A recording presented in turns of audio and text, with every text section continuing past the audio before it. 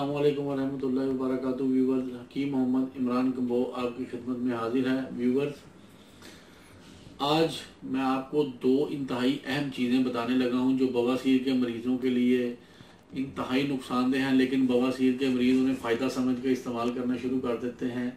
Viewers, कम इल्मी की वजह से, कम समझ लें आप लोगों को इतना इल्म नहीं होता। जो बवासीर के मरीज़ होते हैं वो अमूमन गलती करते हैं, या दो संगीन गलतियां करते हैं जिसकी वजह से मर्ज जो है बवासीर का बढ़ने की बजाय कम होने की बजाय बढ़ता जाता है।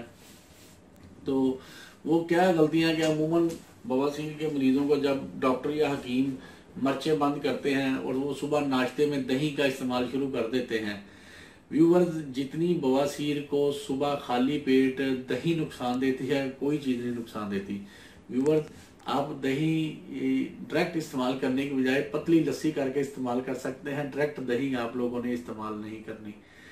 उसके बाद व्यूवर्स, दूसरा जो है वो गलती वो आप जो करते हैं वो ये है कि आप लोग सब्जियों और सलाद का इस्तेमाल करते हैं, उसमें आप लोग टमाटर इस्तेमाल करते हैं। व्यूवर्स, बवासीर के नुकसान को 10 गुना बढ़ा देता है टमाटर।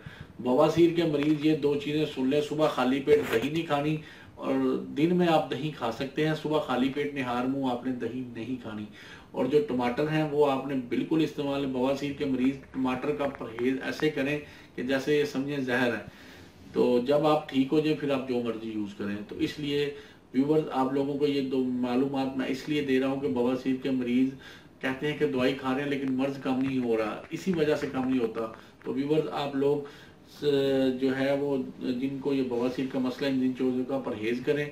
और जो आपके चाहने वाले या को आपके दोस्त भाई अहबाब हैं जो इस मर्ज में मुब्तला है, उन्हें इस चीज़ का नहीं पता, उन्हें ये आगाही ज़रूर दें।